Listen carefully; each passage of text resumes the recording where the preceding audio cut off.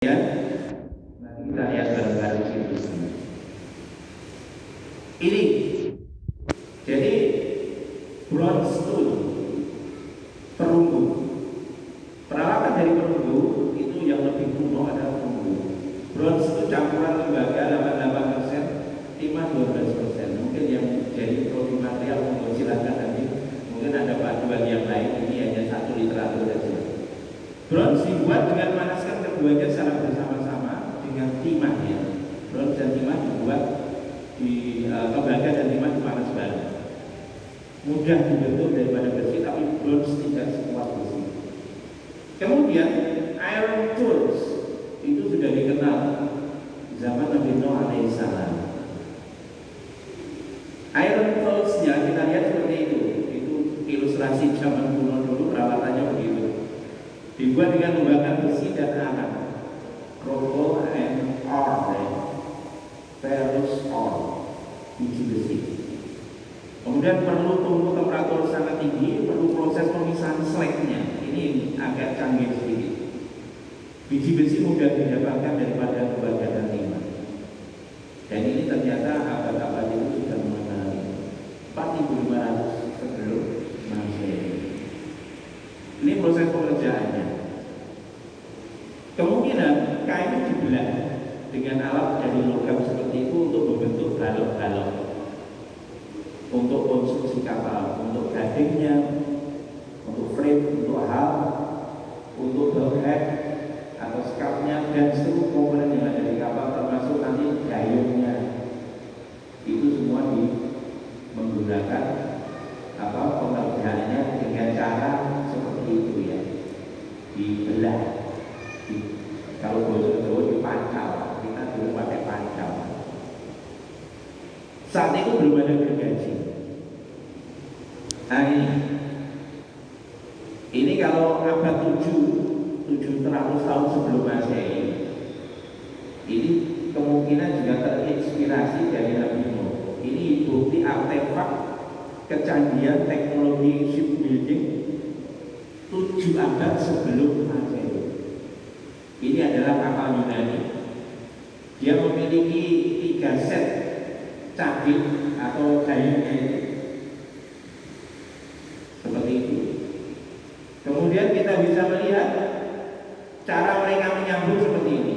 Balok-balok tadi yang sudah nyambungnya ini pakai pasak-pasak saja seperti ini. Kalau kita lihat teknologi semacam ini, Bapak, ini hampir sama dengan teknologi tukang kayunya Jawa. Zaman dulu orang Jawa HAT, nggak pakai namanya paku, nggak pakai. Mereka pakai pasak. Saya waktu di Jepang juga begitu, lihat konstruksi rumah-rumah tradisional Jepang pun sama, mirip dengan yang ada di Jawa, limasan, joglo seperti itu, dengan tanpa paku sedikit pun. Mereka hanya mengandalkan tenon, kemudian ada mortise atau dowel, itu digunakan untuk nyambung atau pasang.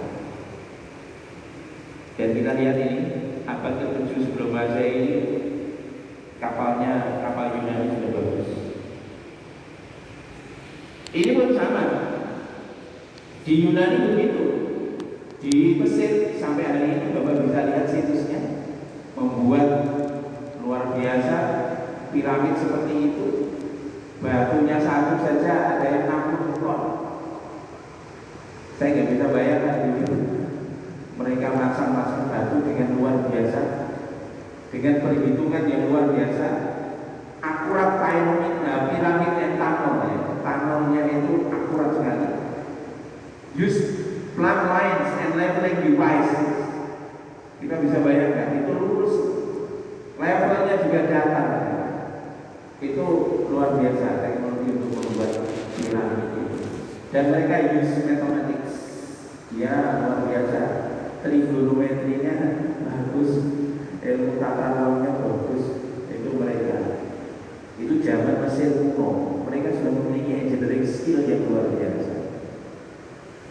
Kemudian dulu kemungkinan animal provide power untuk mengangkut berbagai macam kayu yang sedemikian besar-besar itu mungkin dulu memakai tenaga kuda dan lain sebagainya. Tapi untuk di Mesir sampai hari ini para ahli belum bisa menjawab gimana ngangkat batu sekian ton.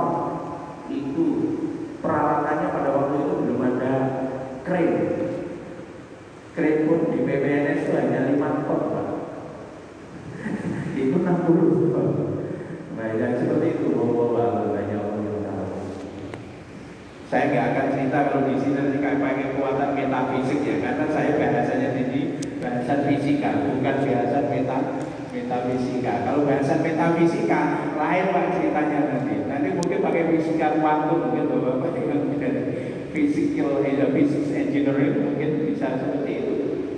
Karena di dalam Quran pun juga ada cerita yang fisik, ada yang metafisik.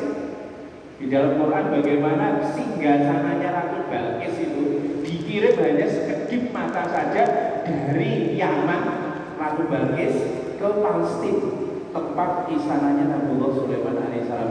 Yaman Palestina hanya sekedip mata memindah satu singgasana. Kalau itu dengan kekuatan ilmu, kalau dalam Quran disampaikan ilmu begitu aja. Wallahu a'lam, itu pendekatan seperti itu. Ya, coba di sini kita bahas melalui pendekatan fisik saja. Waktu untuk membangun itu 50 tahun. Sebagian orang mengatakan 55 sampai 75 tahun. Tapi tadi di Ibnu Katsir, saya kembali ke Ibnu Katsir. Ibnu Katsir menceritakan pembangunan itu ini batu sama ayat Rauzal Rasyabah. Allah memerintahkan kepada Nuh untuk menebang kayu dengan cara menggali. Jadi di akar-akarnya Pak kayu itu. Allah memerintahkan begitu. Wayak qahu wayabisu. Wayak qahu ya wayabisa. Allah memerintahkan wayak qahu wayabisa. Allah memerintahkan kepada Nuh untuk memotong kayu, kemudian mengeringkan kayu. Jadi tidak basah Pak, dalam posisi kering. Kemudian bahkan ada kafirni aki sanatin. Nah menurut Ibnu Katsir proses itu dilakukan selama 100 tahun. Kalau tadi di Bible 50 tahun, tapi Ibnu Katsir literatur ini beliau mengatakan selama 100 tahun. Wanajarah ini aki sanah ukhra, dan untuk proses pengangkutannya memerlukan waktu 100 tahun lagi. Tumpuan dibuat balok-balok dulu bauannya, kemudian untuk memobilisasi logistik kapal-kapal itu dilakukan selama 100 tahun lagi. Wakilah bi'abi'ina sana. Ada sebagian yang mengatakan seluruh proses mulai pemotongan sampai pengangkutan hanya 40 tahun saja. Wallahu a'lam. Ibnu Katsir mengatakan wallahu a'lam, hanya Allah yang tahu. Nah, ini kita kembali ke cerita ini tadi. Ini kalau Ibnu Katsir ini. Kemudian Nabi Nuh memiliki 3 anak. Ada yang taat, ada yang tidak taat. Yang diceritakan dalam Quran ada yang tidak taat, namanya Kan'an. Akhirnya terbelah. Kemudian Nuh dapat membawa tadi balok-balok kayu tadi. Nuh pun juga memiliki pekerja-pekerja. Kalau di dalam ini secara fisik ini diceritakan di Bible bahwa Nuh pun tidak sendirian untuk mengerjakan kapal. Wallahu a'lam. Kalau di Ibnu Katsir tidak dijelaskan beliau mengerjakannya sendiri atau bersama dengan pekerja-pekerja, tidak dijelaskan. Ini pun sama membangun kapal Nabi Nuh yang mirip dengan pembangunan dari piramid di Giza. Ini ada proyek yang besar, estimasinya 2,3 juta balok batu yang besar, beratnya 6 juta ton. Kalau ini di piramid di Giza ini dibangun kemungkinan selama 27 tahun. Karena ini zaman filament ini lebih akhir, lebih modern dari zaman Nabi Nuh alaihi salam. Ini hanya untuk bandingan saja.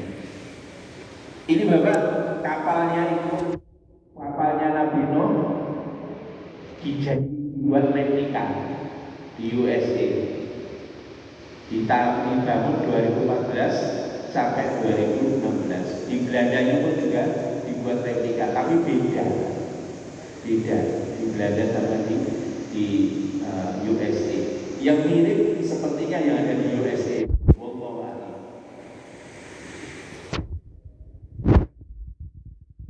Berikutnya, ketika penduduk zaman dulu ini sudah terbelakang.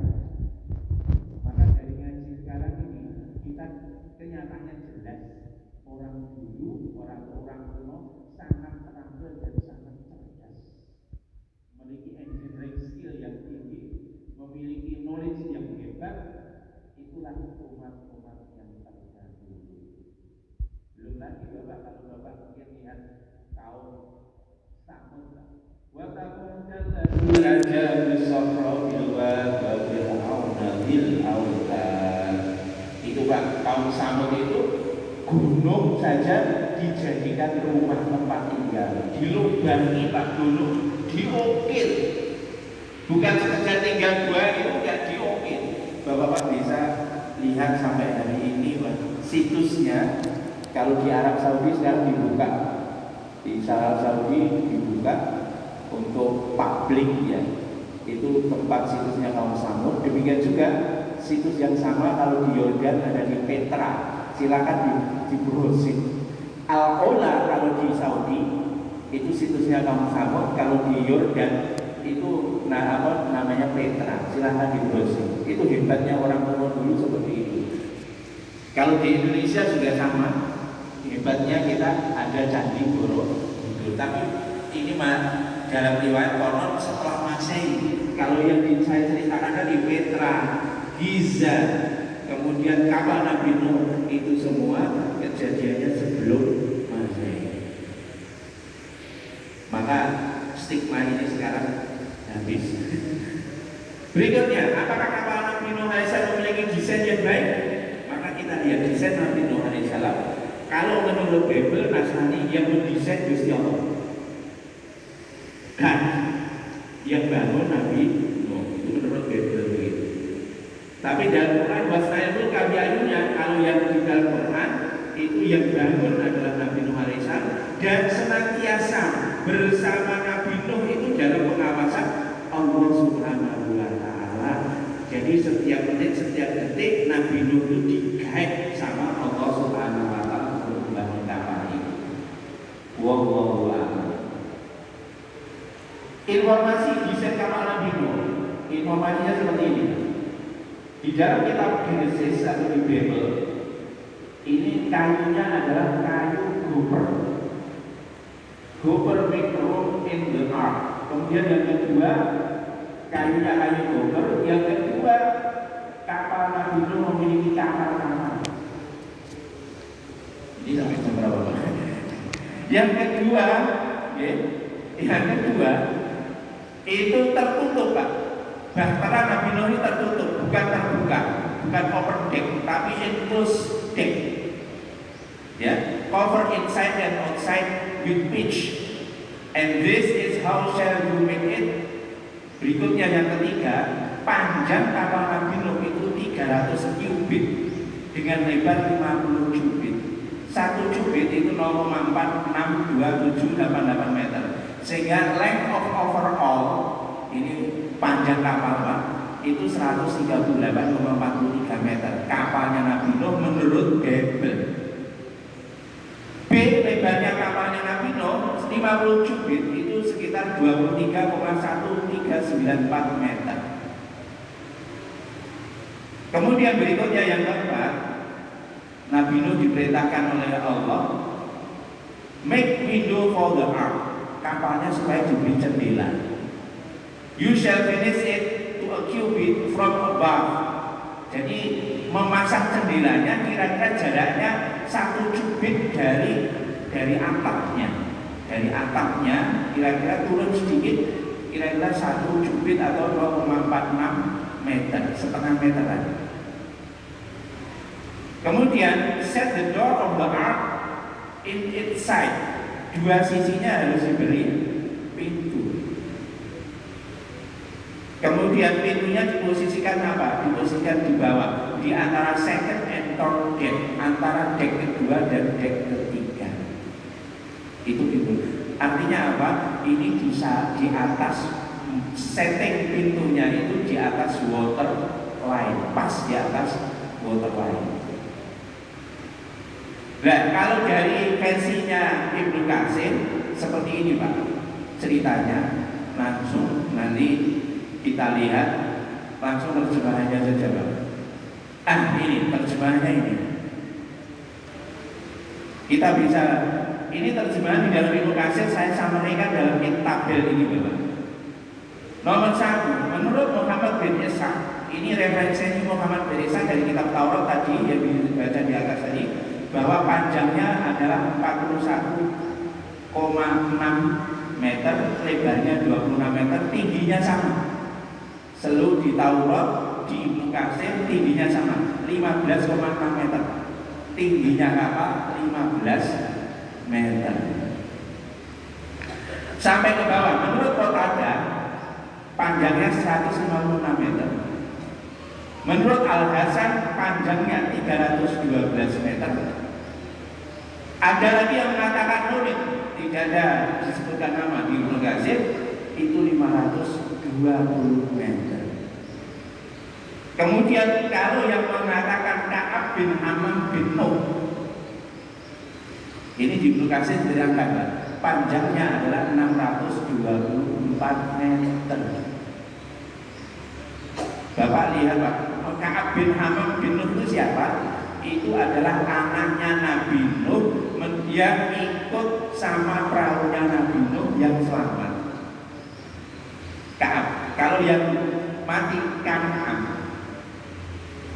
ya, Ka'ab Hammam bin Nuh, menurut dia itu panjangnya 624. Kok menurut dia gimana? Ini cerita Israiliyat Pak.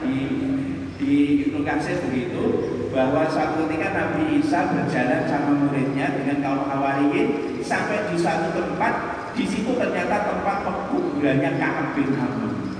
Maka Nabi Isa diberi mukjizat oleh Allah bisa menghidup orang-orang mati. Singkat cerita akhirnya Hammam itu, Ka'ab bin Hammam itu dihidupkan oleh Nabi Isa alaihissalam dan ditanya, wahai Ka'ab bin Hammam, berapa panjang apa besarnya kapalnya Nabi Nuh? Maka Ka'ab bin Hammam menjawab, panjangnya kapal Nabi Nuh dalam zirot. Ini zirotnya saya kepres karena kata di dalam Ibnu Katsir itu satuannya zirot semua, dan sudah saya convert dalam meter.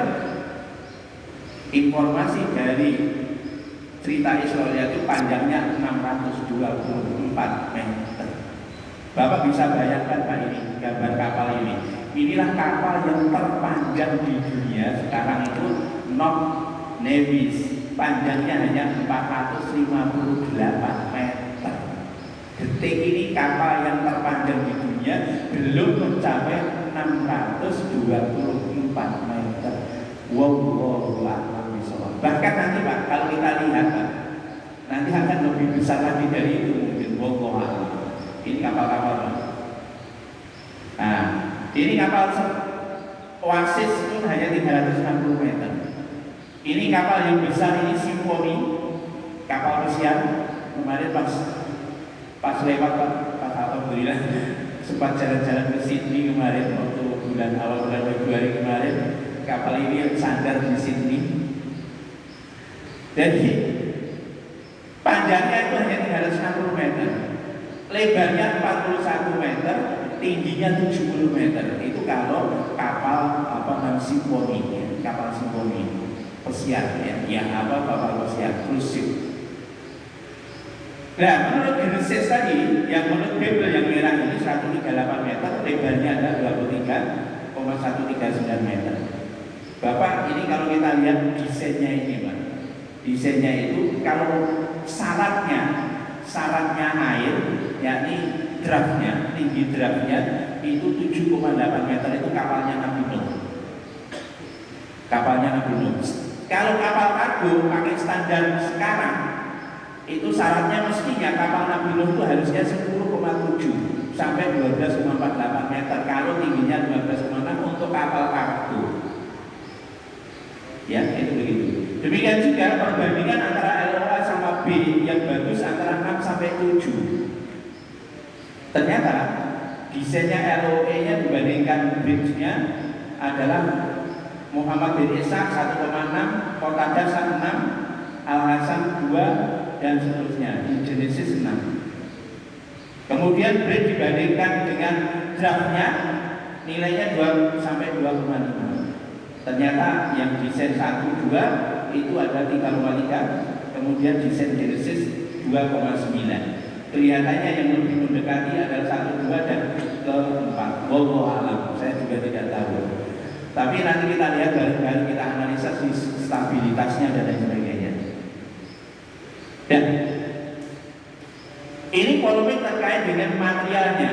Materialnya kapal itu terbuat dari copper wood, itu di dalam Bible begitu tertulis. Dan ini ada memiliki memang luar biasa. Material selection memiliki big impact on performance. Ini yang paling bagus untuk performance.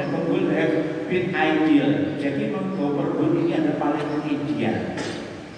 Ya, copper wood paling ideal. Tetapi ternyata yang di dalam ini Ezekiel, ini juga di kitab mereka itu fir, jadi kayunya itu kayu fir, ada kayu spruce, cedar, siprus, ini semua ada di dalam kitab-kitab mereka.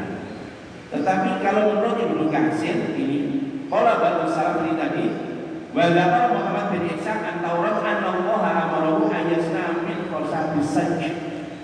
Kalau di Ibnu Katsir, material kapalnya itu terbuat dari kayu jati, Tectona grandis, sajarus sajj. Itu kalau menurut Ibnu Katsir, ini dia merujuk dari kitab Taurat. Wallahu a'lam, hanya Allah yang tahu. Makanya jangan. Kemudian ini berikutnya kita lihat cover it inside and outside with pitch. Ini dulu kapalnya setelah dibangun, Pak, dipasang, dilaminasi, Pak, dalam sama luarnya. Dengan apa? Pitchnya itu resin. Harusnya mestinya resin untuk sealing ya. Dulu sudah mengenal kapal laminasi, sekarang laminasinya canggih. Nah ini pitch can be made from coal tar, animal fat, tree sap. Jadi ini tiga ini. Tapi kalau di dalam tafsirannya Ibnu Katsir, saya ambil di Ibnu Katsir mengatakan bahwa ini wa arduha khamsina dhira'an wa ayyukla hatimuha wa dhatimuha ya wa dhahiruha bil qari.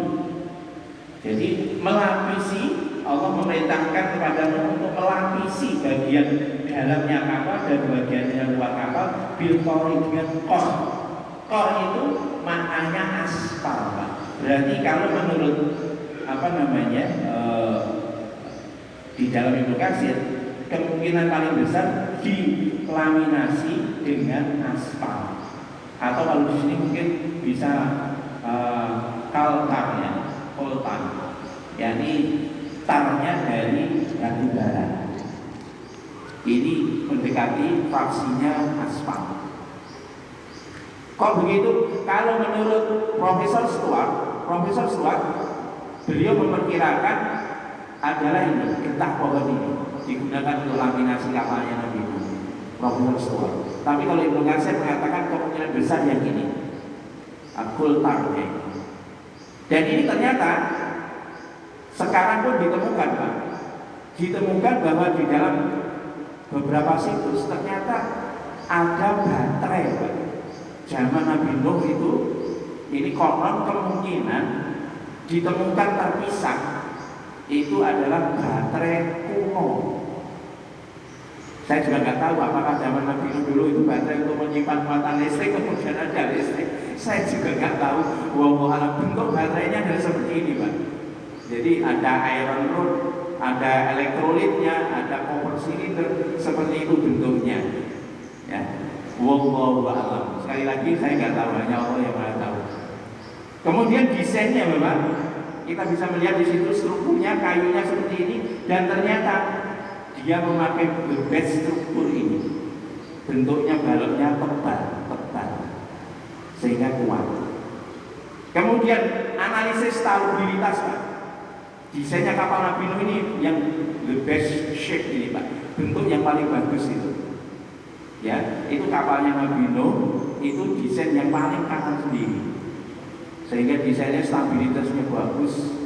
Jadi seimbang antara draftnya dan lain sebagainya Pak. Kemudian Nabi Nuh diperintahkan untuk membuat ini window-nya pun diletakkan di atas. Subhanallah, Allah Maha tahu. Dibuat jendela seperti itu ketinggiannya. Kenapa? Kalau ada ombak seperti ini Bapak, Masya Allah. Kapalnya juga itu diberi pintunya seperti ini. Ini apa namanya, replika saja. Membuat pintunya ramdor, sudah ramdor Pak. Wallahu a'lam, ya, bukanya seperti itu. Kemudian dia memiliki 3 dek. Ini di Bible sama di Ibnu Katsir sama 3 dek. Ini hadasana an Sufyan Nuh hadasana an Safinatin Nuh qala ana kulluha al-fadhiroin wa mi'atayn tadi wa adwasitu mi'atayn wa kana salah satu tabaqah. Kapalnya Nabi Nuh dulu 3 lantai. Pakam dapat melihat adalah lantai paling bawah, dek paling bawah itu digunakan untuk hewan-hewan melata, mulai dari gajah, zebra, kucing, harimau yang gede-gede itu ditaruh bawah ini. Bagaimana, Masya Allah, ini manajemen kapalnya pun juga sudah diwahyukan oleh Allah. Ini nggak pakai ISO ya. Ini siapa ya? Ada yang pimpinannya ngecek ISO? Aduh. Ini nggak pakai ISO, diwahyukan dari Allah. Langsung kayak ini paling biasa itu ada pihak Jawa. Kemudian wal wuhush, ini ya binatang-binatang yang melata, seperti buaya, kadal, komodo dan sebagainya ditaruh di bawah. Wal wuhush itu termasuk di dalamnya kucing, yang harimau, jerapah dan sebagainya. Kemudian yang tingginya adalah 15,8 meter. Per deknya itu 5. Per deknya sekitar 5 meter, 5,2 meter per deknya. Kita lihat kalau dek kapal sekarang itu sekitar 2,5 saja. Itu sepadan, jadi 2 deknya kapal kita itu jadi 1 deknya kapal Nabi Nuh alaihi salam. Masya Allah. Yang hebat lagi kan, wa ayatalaku luas sampai akhir ini, wa ayatalaha jujuan azur yushaqul ma. Nabi Nuh diperintahkan oleh Allah untuk membuat kapal ini memiliki ini Pak, memiliki haluan yang bentuknya seperti ini. Kita lihat di desain kapal modern sekali. Kalau sekarang ada boat raster ya, di sini ada untuk kemudi. Kalau zaman dulu di bawah, dan luar biasa seperti itu. Untuk apa? Fungsinya ini untuk yasyukul ma, untuk membelah air. Luar biasa Pak. Ini Ibnu Katsir sudah menceritakan seperti itu Bapak. Jadi mereka desainnya bisa untuk membelah air. Karena memang desain kapal modern. Lihat buoyancy-nya tadi, buoyancy-nya bagus, dia draftnya sekitar 7,5 meter. Kalau saya itu 7,8 draftnya. Kalau Profesor Storm itu 7,5 meter.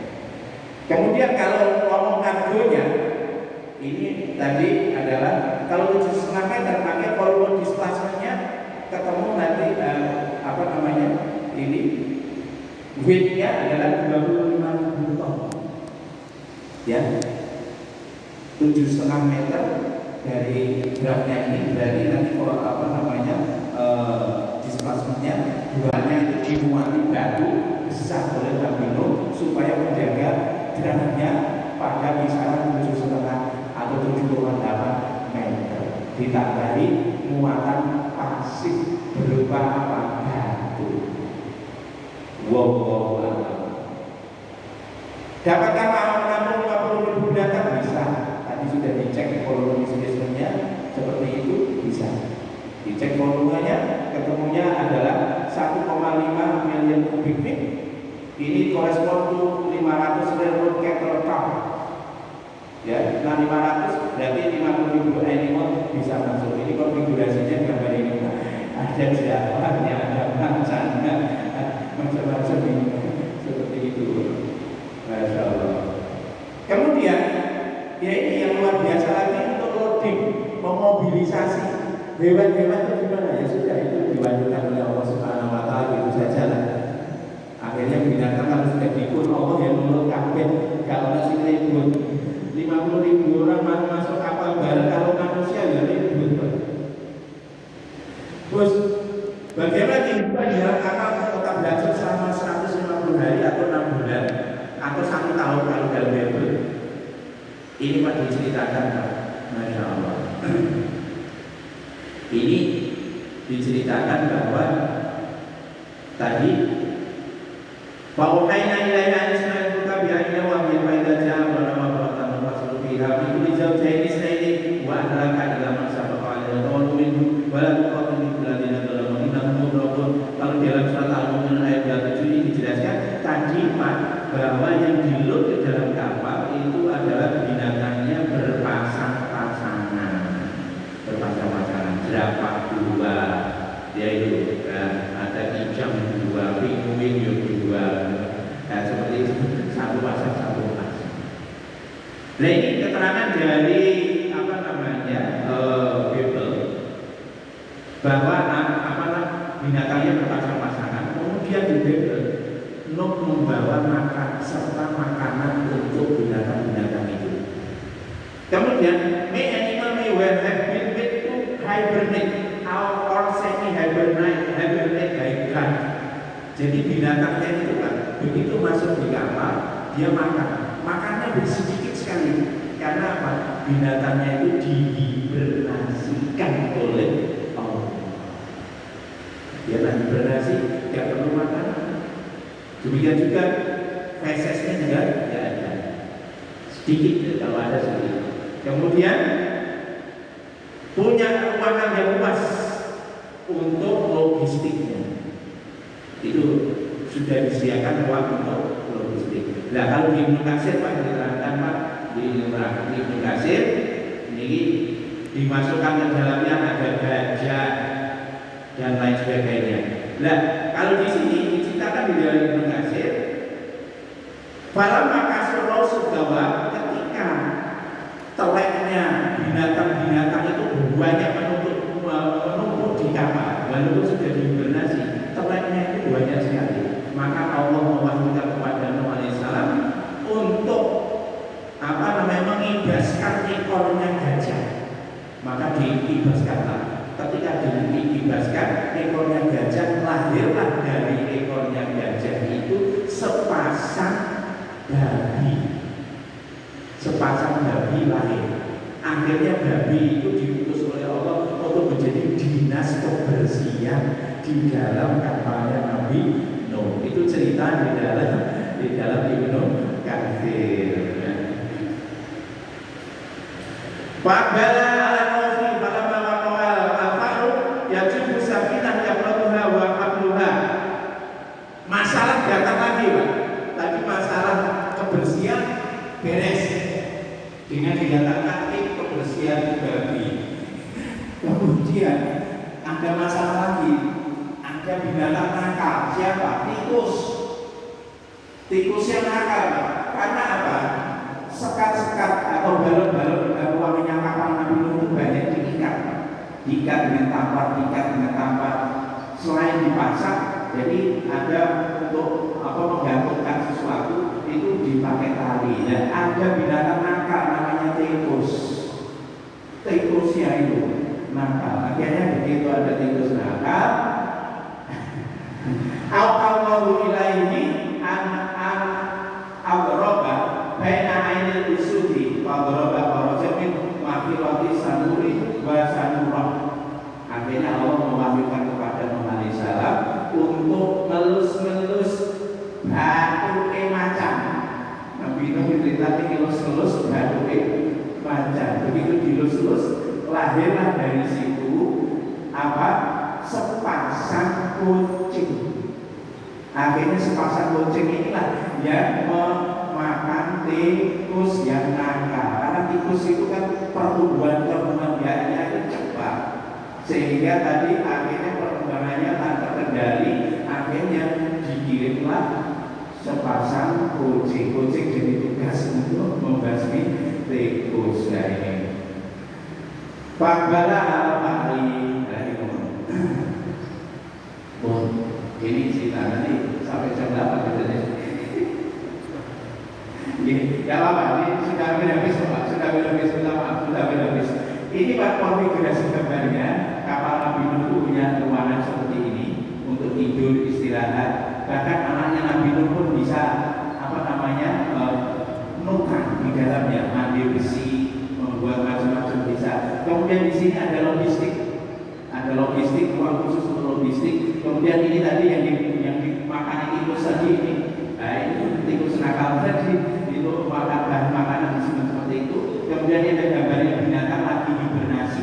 Kemudian ini ya kita tahu ini lagi mereka menggambar ini, pokoknya umatnya Nabi Nuh lagi betulin dari atapnya. Kapal lagi ngincer di sini ada jendelanya di atas 0,48 cm dari top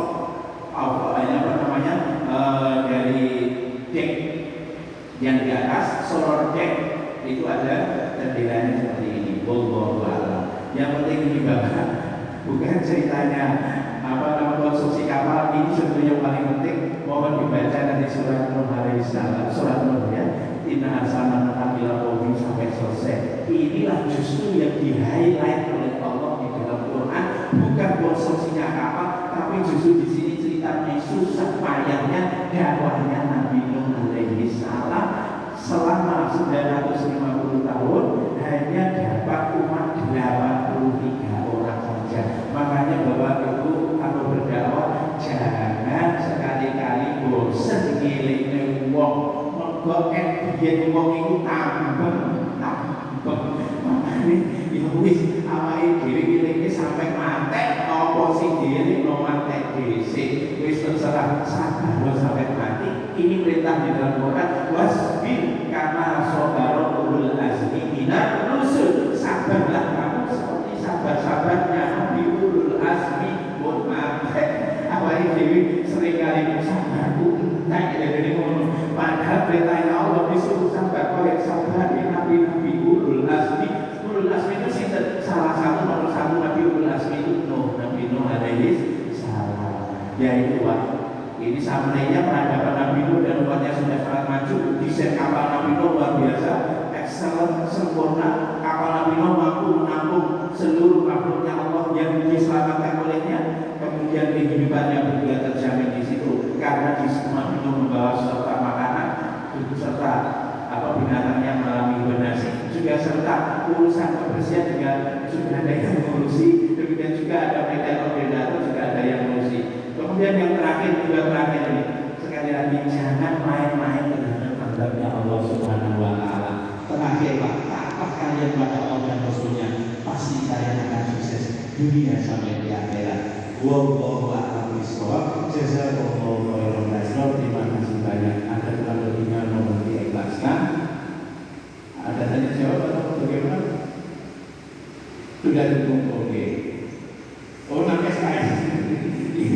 nanti kalau kita diskusi lebih detail monggo nanti nilai waktu dari kesempatan. Sekali lagi kita terima kasih, sekali lagi kurang lebihnya